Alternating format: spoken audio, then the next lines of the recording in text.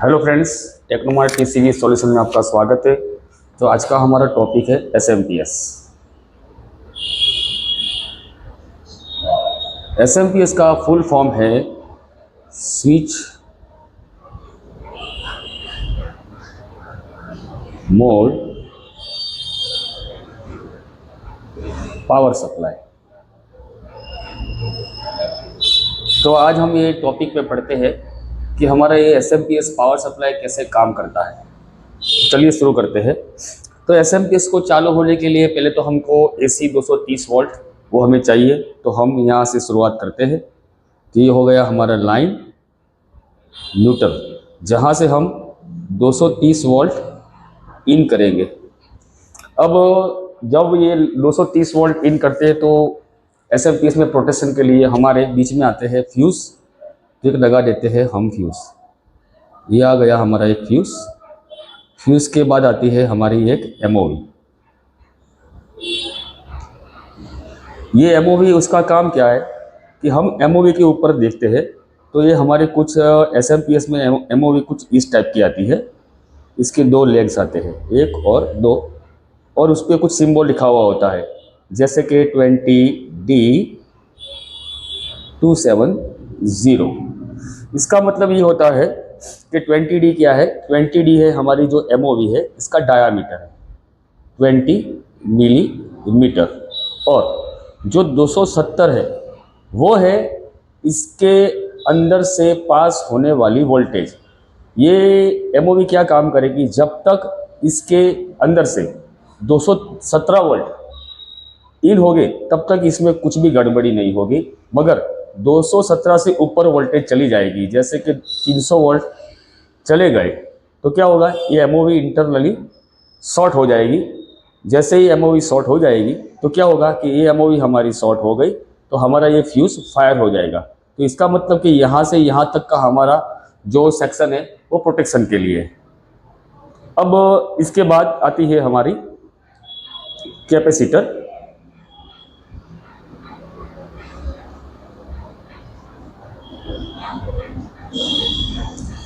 अभी आ गई हमारी एक नॉन पोलर कैपेसिटर।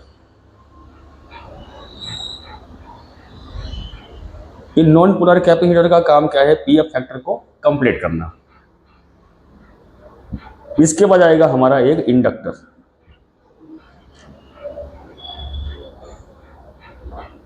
अब जब ये इंडक्टर आ गया है, इसके बाद हम डबल प्रोटेक्शन के लिए एक दूसरा एमओवी भी रख सकते हैं और एक कैपेसिटर भी यहाँ पे लगा सकते हैं। ओके, तो यहाँ से लेके यहाँ तक जो हमारी सर्किट बनती है, इस सर्किट को बोलेंगे हम EMI circuit. EMI circuit, EMI circuit, इसका फुल फॉर्म है इलेक्ट्रो मैग्नेटिक इंटरफेस सर्किट। अब इसके बाद ये हो गई हमारी ईएमआई सर्किट। इसके बाद हमारी दूसरी सर्किट बनेगी जहाँ पे हमारा लगेगा ब्रिज रेक्टिफायर। तो हम लगा देते हैं यहाँ पे एक ब्रिज रेक्टिफायर जो ये आ गया है। ये ब्रिज रेक्टिफायर में हमारी 4 लेग आती है। एक होती है हमारी पॉजिटिव, जहाँ कट वाला निशान होगा वहाँ होगी हमारी पॉजिटिव। ये वाली हो गई हमारी नेगेटिव, और ये दोनों हो गए हमारे एसी इनपुट। तो हमारे जो ईएमआई सर्किट के बाद जो एसी वोल्ट यहाँ से इन हुए तो यहाँ से आउट होके सीधे हमारे ब्रिज रेक्टिफायर के इनपुट के अंदर चले जाएंगे। अब जैसे ही ब्रिज रेक्टिफायर के अंदर ये एसी इनपुट वोल्टेज चले जाएंगे तो हमें यहाँ से आउटपुट वोल्टेज मिलेगी। अब ये जो मिलने वाली वोल्टेज है वो वोल्टेज होगी हमारी पल्सेटिंग डीसी। हमें कुछ इस टाइप की वोल्टेज मिलेगी, पल्सेटिंग डीसी। मगर इसके बाद हम लगा देंगे एक पोलर कैपेसिटर। हमने एक लगा दिया पोलर कैपेसिटर। पोलर कैपेसिटर लगाने के बाद हमारी ये पल्सेटिंग डीसी में से सीधी हमारी बन जाएगी यहाँ पे प्योर डीसी वोल्टेज, और यहाँ इस पॉइंट पे हमें मिलेंगे 300 वोल्ट डीसी। यहाँ पे हमें 300 वोल्ट डीसी मिल गया। अब यही जो 300 वोल्ट डीसी है उससे ही हमें ये एसएमपीएस पावर सप्लाई में जो लगता है switch mode power supply means transformer आता है जिसका नाम है एसएमटी। एसएमटी का फुल फॉर्म है स्विच मोड ट्रांसफॉर्मर। वो ट्रांसफॉर्मर ओनली डीसी पे ही चलता है। तो चलिए बना देते हैं। ये बन गया हमारा ये ट्रांसफॉर्मर।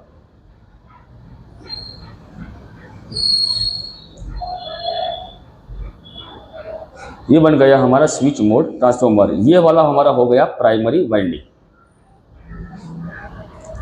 ये हो गया प्राइमरी वाइंडिंग।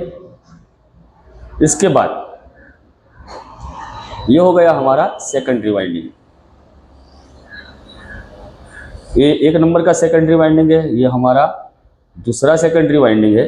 और यहाँ से ये हमारा प्राइमरी वाइंडिंग का ड्रेन हो गया। यहाँ जब हम इसमें 300 वोल्ट इनपुट करेंगे तो सीधे हमारे 300 वोल्ट ये हमारे प्राइमरी वाइंडिंग के एक सिरे पे चले जाएंगे और वही के वही 300 वोल्ट यहाँ से आउटपुट होके यहाँ से हमको 300 वोल्ट मिल जाएंगे।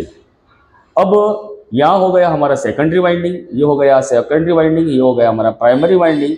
मगर अब ये एसएमपीएस काम कैसे करता है तो देख लेते हैं कि जब हमें इस एसएमपीएस के प्राइमरी वाइंडिंग के अंदर 300 वोल्ट देंगे, मगर 300 वोल्ट हमें डायरेक्ट नहीं देने हैं, 300 वोल्ट हमके स्विचिंग के रूप में देने हैं, पल्स के रूप में देने हैं। इसका मतलब कि हमें इस प्राइमरी वाइंडिंग को एक बार ऑन एक बार ऑफ, एक बार ऑन एक बार ऑफ करवाना है, वैसे हमको ये वोल्ट देना है। उस तरह से हम वोल्ट देंगे तो क्या होगा कि समझ लीजिए कि मेरे पास ये वाला था हमारा ग्राउंड वाला, जहाँ से हमें यहाँ ग्राउंड मिला, और यहाँ पे मैं लगा देता हूँ स्विच। ये लगा दी मैंने स्विच। मैंने यहाँ से ग्राउंड को यहाँ से यहाँ जोड़ दिया है और जो हमारा एसएमटी ट्रांसफॉर्मर था उसका ये वाला सिरा था मैंने जोड़ दिया यहाँ पे। अब क्या होगा जब मैं ये स्विच ऑफ पड़ी हुई, इसका मतलब कि यहाँ पे तो पॉजिटिव वोल्ट है मगर यहाँ पे नेगेटिव वोल्ट नहीं है। तो नेगेटिव वोल्ट वहाँ होने के लिए मुझे क्या करना पड़ेगा, स्विच को ऑन करना पड़ेगा।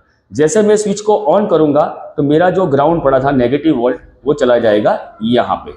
अब यहाँ पे मिल गया पॉजिटिव वोल्टेज, यहाँ पे मिल गया एक नेगेटिव वोल्टेज। तो क्या होगा, हमारा ट्रांसफॉर्मर मैग्नेटिक फील्ड जनरेट करेगा। कुछ इस तरह का एक मैग्नेटिक फील्ड यहाँ पे जनरेट करेगा। ओके, अब वही जो मैग्नेटिक फील्ड है, वही मैग्नेटिक फील्ड हमारे सामने वाले जो सेकेंडरी वाइंडिंग है, ये वाला हो गया सेकेंडरी वाइंडिंग 1 नंबर का, ये हो गया दूसरा नंबर। ये दोनों सेकेंडरी वाइंडिंग कुछ ना कुछ आउटपुट निकालेंगे। तो समझ लीजिए कि हमने इसके वाइंडिंग किया हुआ है, तो ये वाला हमारा जो आउटपुट निकाल रहा है कुछ 5 वोल्ट निकाल रहा है, 5 वोल्ट डीसी, और ये वाला निकाल रहा है हमारे कुछ 15 volt DC. Okay, 15 volt DC निकाल रहा है। ये वाला हो गया हमारा ग्राउंड। ओके, अब क्या होगा कि हम अपने हाथ से तो स्विचिंग करवा नहीं पाएंगे, तो इसके बीच में कुछ ना कुछ कंपोनेंट हमें लगाना पड़ेगा। तो कंपोनेंट को लगाने के लिए हम क्या लगाएंगे कि हम लगा देते हैं यहाँ पे एक मॉसफेट। समझ लीजिए कि मैंने एक लगा देता हूँ यहाँ पे एक मॉसफेट है। ये हो गया हमारा मॉसफेट।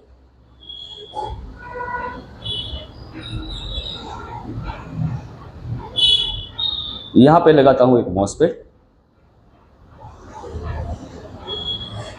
ये जो मॉसफेट है हमारा वो है एन चैनल मॉसफेट। इसका मतलब ये ओनली ग्राउंड ही पास करेगा। तो मॉसफेट के 3 लेग होते हैं। एक हो गया हमारा गेट, एक हो गया हमारा ड्रेन, और एक हो गया हमारा सोर्स। एसएमपीएस के अंदर सोर्स जो है वो हमेशा ग्राउंड से ही जुड़ा होगा, तो सोर्स को हम यहाँ ग्राउंड से कनेक्ट कर देते हैं। हमने ग्राउंड से कनेक्ट कर दिया है।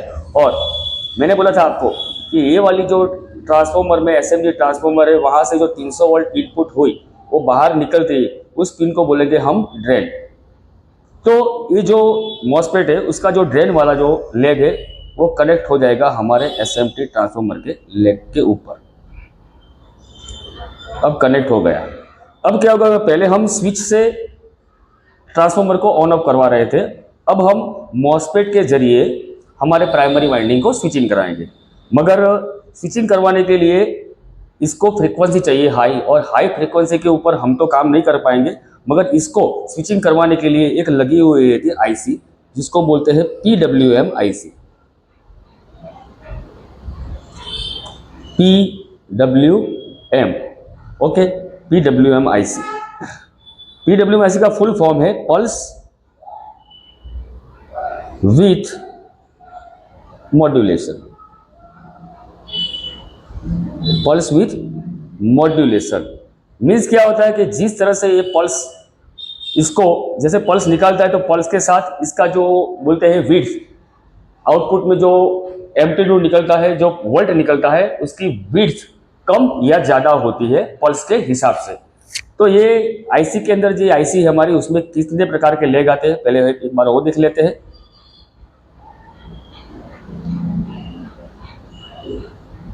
तो समझ लीजिए कि ये वाली आईसी है, ये हमारी यहाँ से एक आईसी का जो एक लेग है, वो लेग है हमारा, समझ लीजिए कि गेट है। ये गेट से कुछ ना कुछ पल्स यहाँ से निकल रहा है। इसमें जो पल्स निकलेगी ये कुछ स्क्वायर वेव वाले निकलेंगे, 0505 वाले। इसका मतलब यहाँ पे कुछ 0 वोल्ट, यहाँ कुछ ना कुछ यहाँ पे वोल्ट है, यहाँ पे 0 है, यहाँ पे वोल्ट है, यहाँ पे 0 है, यहाँ पे वोल्ट है। इसका मतलब कि हमारा मॉसफेट एक बार यहाँ पे ऑफ होता है और एक बार यहाँ पे ऑन, एक बार यहाँ पे ऑफ, यहाँ पे ऑन। तो जब जब ये ऑफ होगा तब क्या हो रहा है, यह हमारा ग्राउंड यहाँ पे आके अटका पड़ा हुआ है, और जब यहाँ पे ऑन होता है तो वही ग्राउंड यहाँ से चलकर इस एसएमपी ट्रांसफार्मर को मिल जाता है। तो इसके हिसाब से क्या होता है कि हमारा मॉसफेट ऑन ऑफ होना चालू हो जाता है। तो यहाँ हमारा एक मैग्नेटिक फील्ड जनरेट होता है। अब यही जो मैग्नेटिक फील्ड है वो सामने वाले सेकेंडरी वाइंडिंग को इफेक्ट करेंगे और कुछ ना कुछ वोल्टेज सामने वाले वाइंडिंग के अंदर बनाएंगे। मगर ये ट्रांसफार्मर कैसा होता है कि इसको जो जब रिवाइंडिंग किया होता है तो हमको आउटपुट में कितने वोल्टेज चाहिए उस हिसाब से इसको वाइंडिंग किया हुआ होता है। तो समझ लीजिए कि इसको ऐसे वाइंडिंग किया हुआ है कि हमें यहाँ आउटपुट में 5 वोल्ट मिल रहे हैं और यहाँ पे 15 वोल्ट मिल रहे हैं। अब जब ये स्विचिंग कर रहा है, समझ लीजिए कि जब ये 0 पे था, इसका मतलब यहाँ पे कुछ नहीं था, यहाँ पे कुछ 0 वोल्ट नहीं आ रहा था, तब हमारा एसएमपी ट्रांसफार्मर बंद था। अब जैसे इसने पल्स मिली, जैसे पल्स मिली हमारा ये ट्रांसफार्मर चालू हो गया। चालू हो गया तो अंदर एक मैग्नेटिक फील्ड जनरेट हुआ। वही मैग्नेटिक फील्ड किसको मिलेगा, सामने वाले सेकेंडरी वाइंडिंग को। अब वो सेकेंडरी वाइंडिंग में कुछ ना कुछ वोल्टेज जनरेट होगी, मगर वो अभी तक हमने ओनली एसएमपी ट्रांसफार्मर ही लगाया हुआ है, उसके पीछे आने वाले कंपोनेंट जैसे कि डायोड है और कैपेसिटर है वो नहीं लगाए हुए हैं। अब जब तक ये कंपोनेंट नहीं लगाए हुए तब तक हमारे वोल्टेज किस प्रकार से बनेंगे कि हमने यहाँ पे कुछ वोल्टेज दे रहे हैं, जैसे कि ये हमारा ग्राफ है डीएसओ वाला। अब जब 300 वोल्ट का स्विचिंग करवाते हैं तो यहाँ से कुछ ना कुछ वोल्टेज बनते, समझ लीजिए कि 5 वोल्ट बन गए। तो पहले हमारे आउटपुट के अंदर यहाँ पे कुछ एसी टाइप 5 वोल्ट मिलेंगे और वोल्ट कुछ इस टाइप मिलेंगे। एक बार 5 वोल्ट मिले, धीरे धीरे 0 हो गए, फिर से इसने स्विच ऑन किया, फिर से यहाँ से 5 वोल्ट मिले और धीरे धीरे धीरे धीरे 0 कर दिया। कुछ इस टाइप का वोल्टेज हमें यहाँ पे मिलेगा, एसी टाइप वोल्टेज। मगर हमें एसी टाइप वोल्टेज को कुछ काम है नहीं, तो उसके लिए हम लगा देंगे बीच में एक डायोड। हमने लगा दिया एक डायोड, बराबर। अब ये डायोड क्या काम करेगा कि ओनली पॉजिटिव साइकिल है, जो हमारी जो पॉजिटिव वाली साइकिल है उसको ही पास होने देगा, नेगेटिव वाली साइकिल को पास नहीं होने देगा। इसका मतलब कि यहाँ से हमें पल्सेटिंग डीसी मिलेगी। अब यही जो पल्सेटिंग डीसी है उसको हमें करना है प्योर डीसी, तो उसको लगा देंगे हम कैपेसिटर। तो हमने एक कैपेसिटर लगा दिया यहाँ पे और एक दूसरा कैपेसिटर लगा दिया हमने यहाँ पे। अब क्या होगा, हमें यहाँ पे प्योर 5 वोल्ट डीसी मिलेगा, यहाँ पे हमें प्योर 15 वोल्ट डीसी मिलेगा और हमारा ये पावर सप्लाई काम करना चालू कर देगा। मगर अभी भी एक गड़बड़ होगी। कैसी गड़बड़, समझ लीजिए कि हमारे जो ये हमारी PWM आईसी थी, उसने कुछ ना कुछ पल्स देना चालू कर दिया।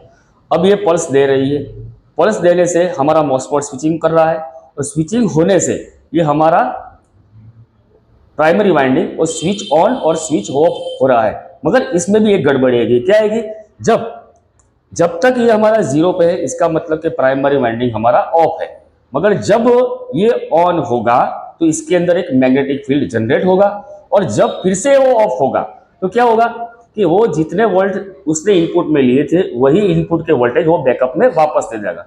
तो तब क्या होगा कि यहाँ की जो पोलैरिटी है पॉजिटिव वाली है वो बन जाएगी यहाँ पे नेगेटिव, और जो नेगेटिव वाली पोलैरिटी है वो बन जाएगी यहाँ पे पॉजिटिव। तो यहाँ से जो 300 वोल्ट आ रहे हैं और फिर यहाँ से बैक में यहाँ पे 300 वोल्ट आ जाएगा। इसका मतलब कि कैपेसिटर के ऊपर कुछ वोल्टेज बढ़ जाएंगे। अब जो बैक वोल्टेज आ रहे हैं वो बैक वोल्टेज को हमको करना पड़ेगा डिस्चार्ज। तो डिस्चार्ज करने के लिए हम बीच में एक सर्किट लगा देंगे।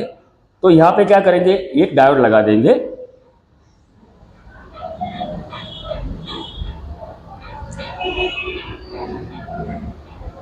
यहाँ पे एक हम डायोड लगा देंगे, एक रजिस्टर लगा दिया, एक लगा दिया हमने यहाँ पे डायोड, ओके।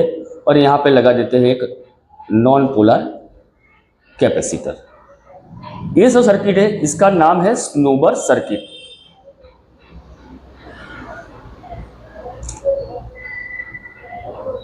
स्नूबर सर्किट। अब ये स्नूबर सर्किट क्या काम करती है कि जब जब यहाँ पे पॉजिटिव वोल्ट आएंगे और यहाँ से नेगेटिव मिलेगा, यहाँ से नेगेटिव मिलेगा, तब हमारा इंडक्टर चार्ज होगा।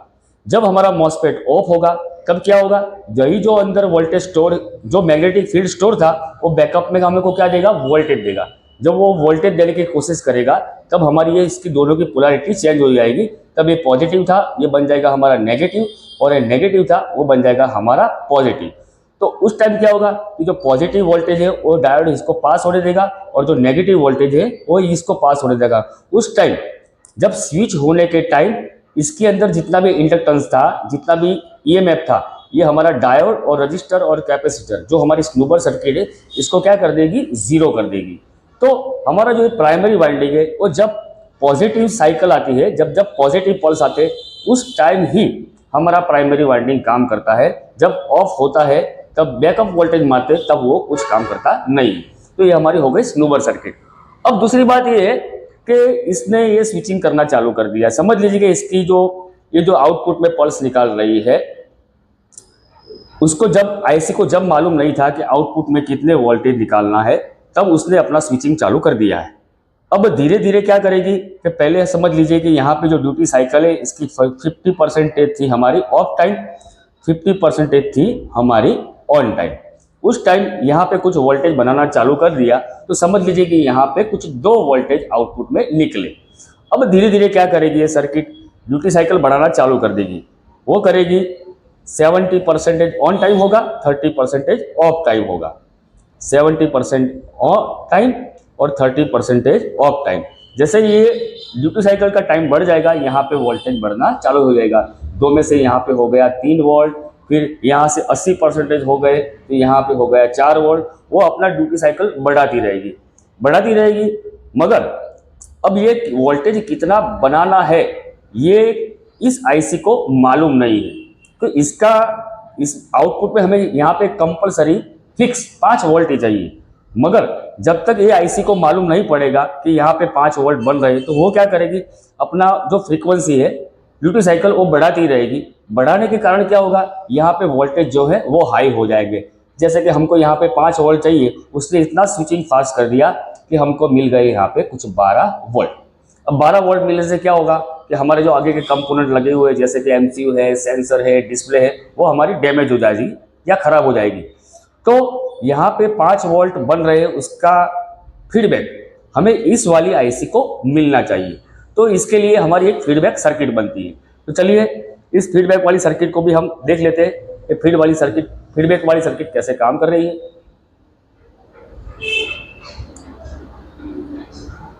तो समझ लीजिए कि हमारा जो ये एसएमपीएस है उसमें ये वाली जो पिन है ये है हमारी फीडबैक, ये वाली हो गई हमारी फीडबैक। अब ये आईसी में क्या होता है, जब इस आईसी को हम एक बार ग्राउंड करेंगे, समझ लीजिए कि मेरे पास यहाँ पे है ग्राउंड और यहाँ पे मैंने एक लगा दी है स्विच, ओके। अब मैं जैसे ये स्विच को ऑन करूंगा तब आईसी समझ जाएगी कि यहाँ पे 5 वोल्ट बन गए हैं। तो 5 वोल्ट जैसे ही बन गए तो आईसी क्या करेगी, अपनी स्विचिंग की स्पीड है वो कम कर देगी। स्विचिंग की स्पीड कम कर देगी तब हमारे 5 वोल्ट जो बन रहे थे वो 5 वोल्ट रहेंगे। अब समझ लीजिए जैसे ही यहाँ पे 5 वोल्ट कम हो गए, 5 की जगह यहाँ पे 4.5 वोल्ट यहाँ पे हो गए, तब मुझे क्या करना पड़ेगा, यहाँ पे फिर से स्विच ऑन करेगा। जैसे ही स्विच ऑन करूंगा फिर से यहाँ पे 5 वोल्ट बन जाएंगे, तो मुझे यहाँ पे स्विच ऑन ऑफ करना पड़ेगा। तब मैं इस तरह से कुछ स्विचिंग ऑन ऑफ कर रहा हूँ कि मुझे यहाँ पे 5 वोल्ट स्टेबल मिलते रहे। मगर मैं तो ये स्विचिंग कर नहीं पाऊंगा, तो इसके लिए मुझे कुछ फीडबैक सर्किट लगाना पड़ेगा। वही जो फीडबैक सर्किट है वही वो मेंटेन करेगी, यहाँ से फीडबैक लेके इस आईसी को देगी कि भाई आउटपुट में हमारे 5 वोल्ट मिल रहे हैं। तो इसके लिए ये हमारी आती है एक फीडबैक वाली सर्किट।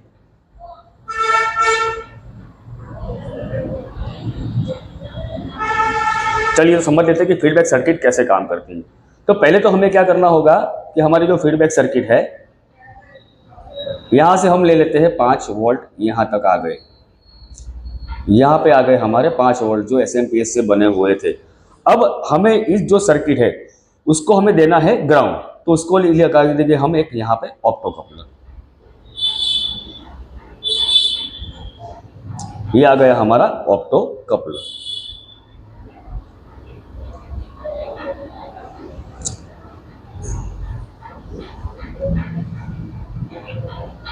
ये हो गई हमारी ऑप्टो कपलर की एलईडी।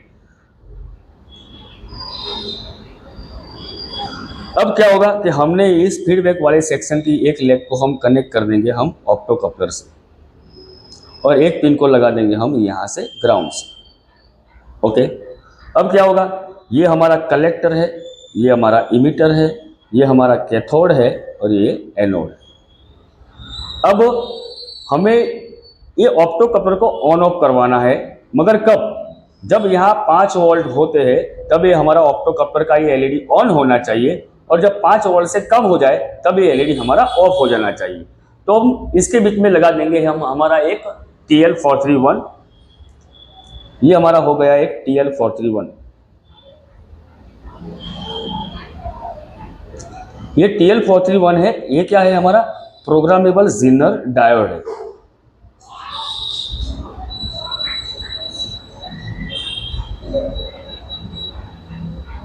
प्रोग्रामेबल ज़ीनर डायोड, इसका काम क्या है, आपको मालूम है कि हमारा जो ज़ीनर डायोड है वो उल्टा लगता है, पॉजिटिव जगह नेगेटिव और नेगेटिव जगह पॉजिटिव लगता है। और इसके हो गए हमारे, ये वाला हो गया हमारा एनोड, ये हो गया हमारा कैथोड, और ये वाली पिन हो गई हमारी रेफरेंस वाली पिन हो गई, ये हो गई रेफरेंस वाली पिन।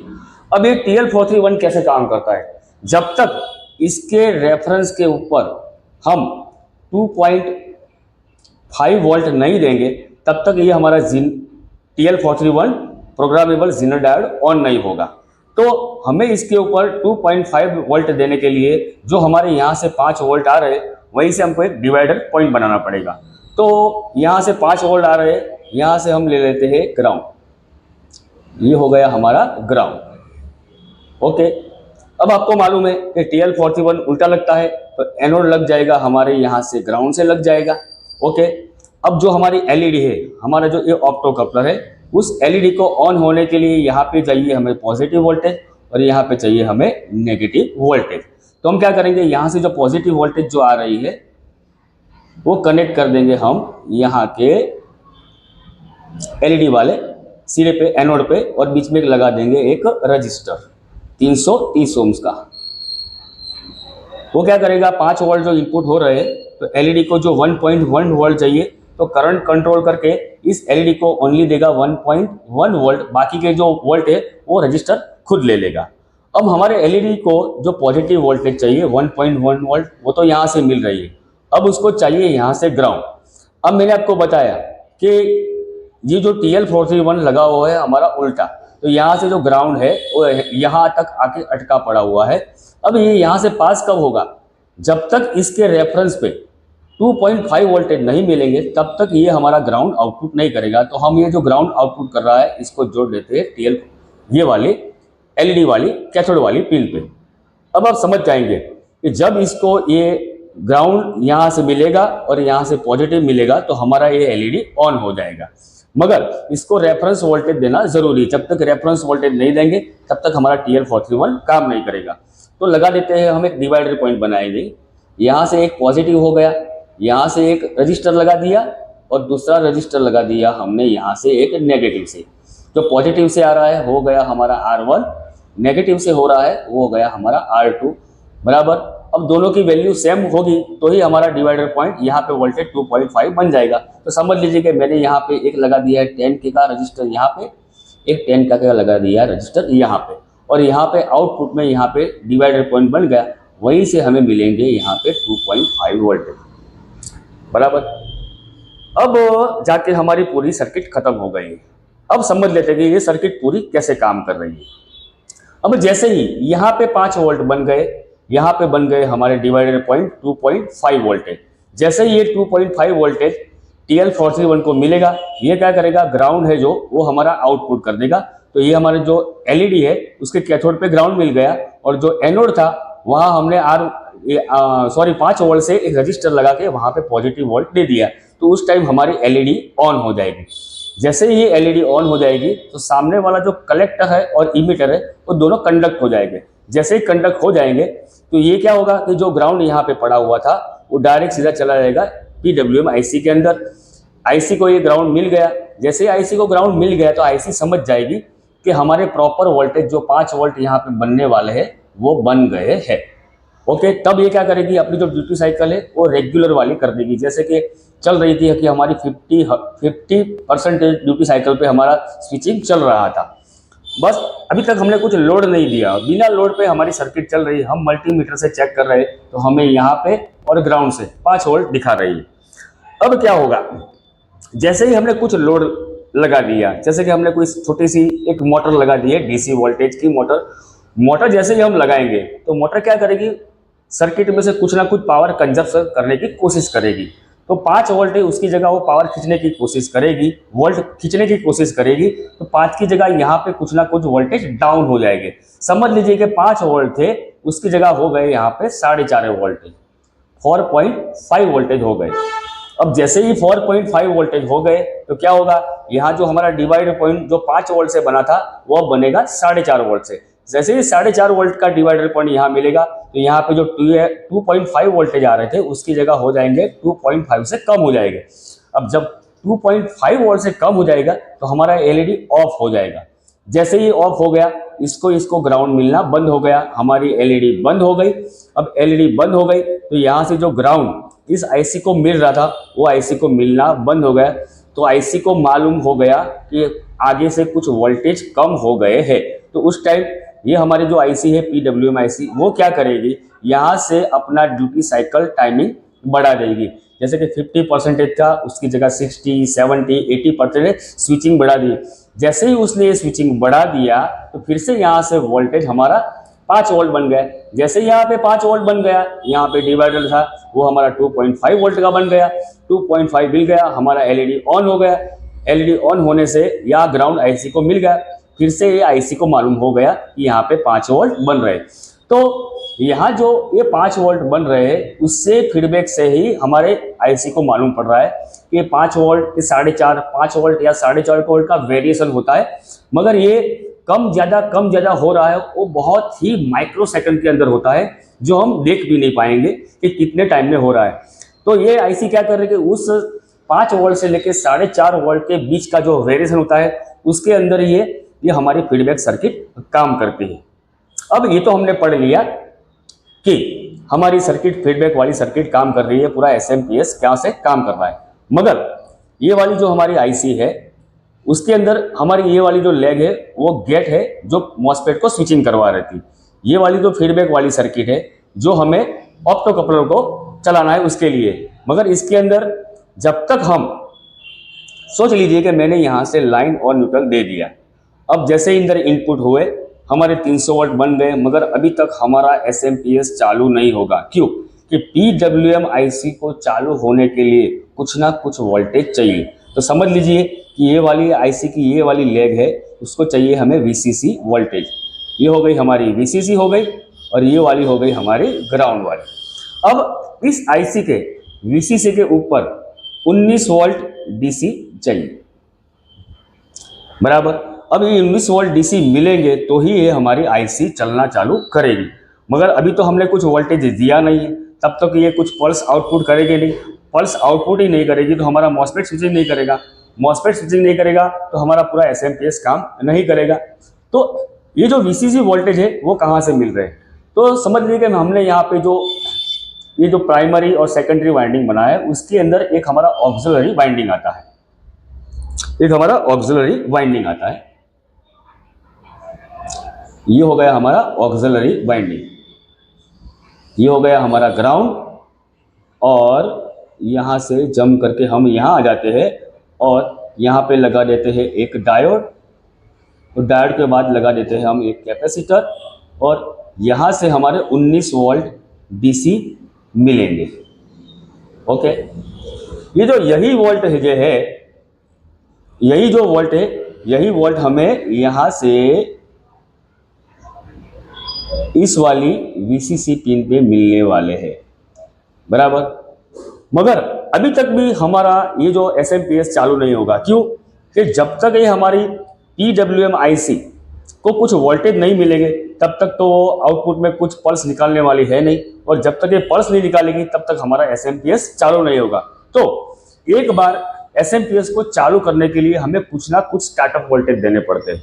तो हम क्या करेंगे, जो हमारा लाइन है और न्यूट्रल है हम ले लेते हैं, यहाँ से हम बना लेते हैं फिर से यहाँ पे लाइन और न्यूट्रल। समझ लीजिए कि यहाँ से ये हमारी लाइन हो गई, ये लाइन, और ये वाली है हमारी ए न्यूट्रल, बराबर।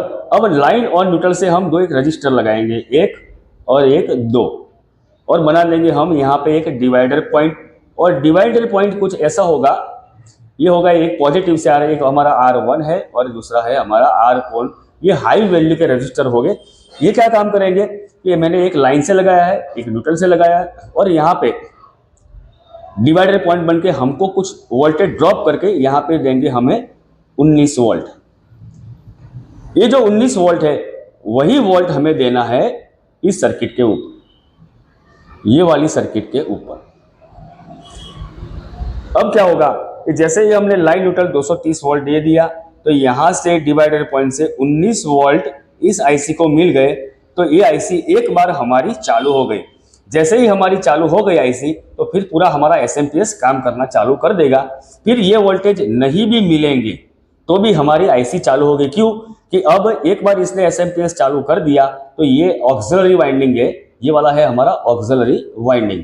यही जो ऑक्सिलरी वाइंडिंग है यहाँ से आउटपुट में इस वाली पिन को, वीसीसी को, ये 19 वोल्ट देती रहेगी और हमारा एसएमपीएस कंप्लीट कंटिन्यूसली चालू का चालू ही रहेगा, बराबर। अब इस टाइम आप ये वाली वायर को काट भी दोगे तो हमारा एसएमपीएस चालू नहीं होगा। मगर एसएमपीएस एक बार आपने बंद कर दिया और फिर से आप चालू करने गए तो आपका एसएमपीएस चालू नहीं होगा, क्यों? कि हमें एक बार इस आईसी को स्टार्टअप तो करना ही पड़ेगा।